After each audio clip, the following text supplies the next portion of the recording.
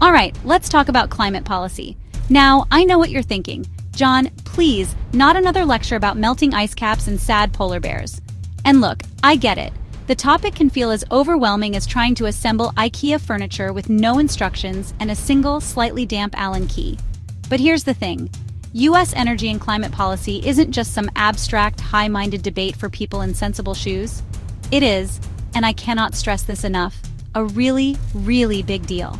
It dictates the air our kids breathe, the price we pay to turn our lights on, whether future coastal cities will require scuba gear just to get to the post office. It's fundamentally about our future. The United States, for better or worse, is a global heavyweight.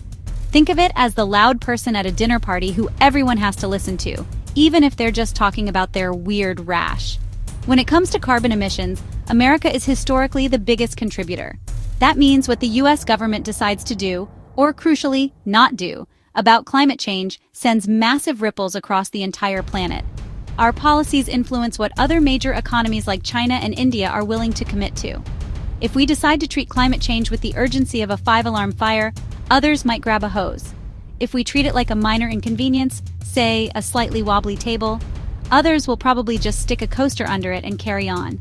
This isn't just about the environment in a save the whales sort of way, although for the record, whales are magnificent and we absolutely should save them.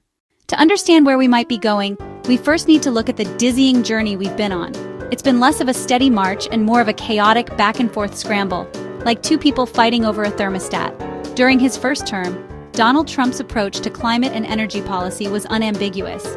He viewed climate regulations not as necessary safeguards for a habitable planet, but as job-killing, economy-strangling annoyances.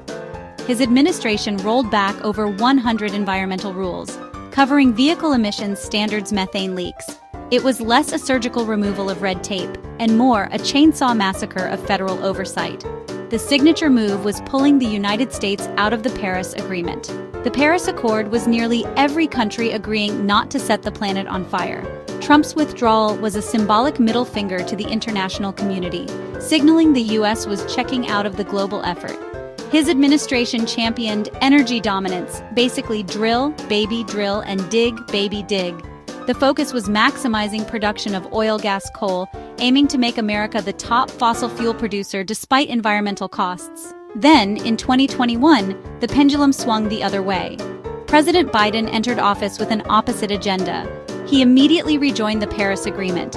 It was like showing up back at a party you stormed out of and sheepishly asking if there are any chips left. Biden made climate a central pillar, culminating in the Inflation Reduction Act, the IRA.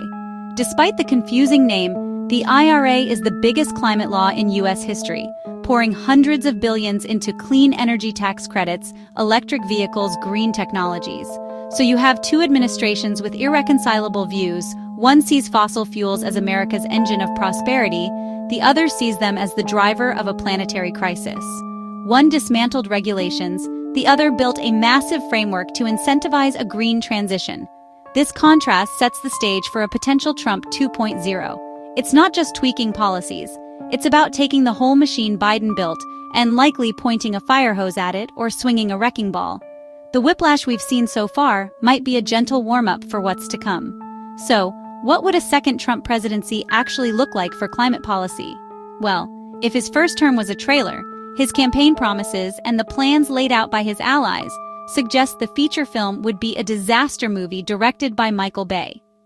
Experts and insiders predict a strategy they've dubbed Project 2025, which is essentially a detailed playbook for a systematic and rapid dismantling of climate policies. The first order of business would likely be another, more permanent withdrawal from the Paris Agreement, making it harder for a future president to simply rejoin. This time, it would be less of a dramatic exit and more of a we're tearing down the whole theater kind of move. But the main event would be a full frontal assault on the Inflation Reduction Act. While repealing the law outright would be difficult without congressional support, a Trump administration could do a lot to neuter it. They could slow-walk the distribution of funds, reinterpret the rules to make it nearly impossible for clean energy projects to qualify for tax credits, use the executive branch's regulatory power to grind the entire green transition to a halt. Supporters argue this is necessary to unleash the economy from the burdens of green mandates and high costs. allowing fossil fuels to thrive and, in their view, lower energy prices for consumers. It's a vision where the Department of Energy becomes the Department of Oil and Gas. Beyond gutting the IRA, expect a bonfire of the regulations. Part 2. Any and all rules aimed at curbing pollution from power plants, vehicles, and oil and gas operations would be on the chopping block. The Environmental Protection Agency, which Trump has long viewed with suspicion, would likely be staffed with industry loyalists and stripped of its power to regulate greenhouse gases. The goal would be to maximize domestic fossil fuel production at an unprecedented scale. We're talking about opening up vast new areas for drilling, including federal lands and offshore waters that are currently protected, and fast-tracking permits for pipelines and refineries. For supporters, this is all fantastic news. They see it as a return to American energy independence and a rejection of what they call the radical climate agenda.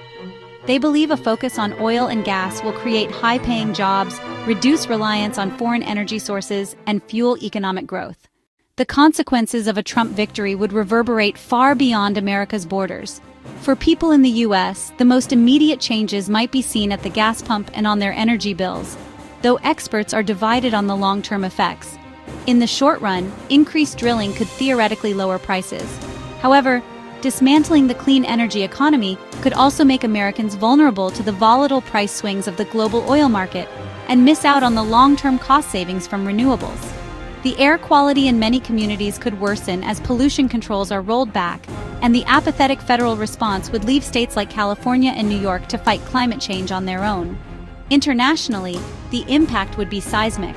A U.S. withdrawal from the global climate effort would likely shatter the fragile international consensus built around the Paris Agreement. Other countries, particularly major emitters, might ask, if the world's richest and most powerful nation isn't going to do anything, why should we tank our economies to meet our targets? This could trigger a domino effect of weakened commitments, effectively kneecapping the world's collective effort to limit global warming. The U.S. would transform from a climate leader, or at least an aspiring one, into a climate pariah, actively encouraging the world to burn more fossil fuels. Experts predict this would have devastating consequences.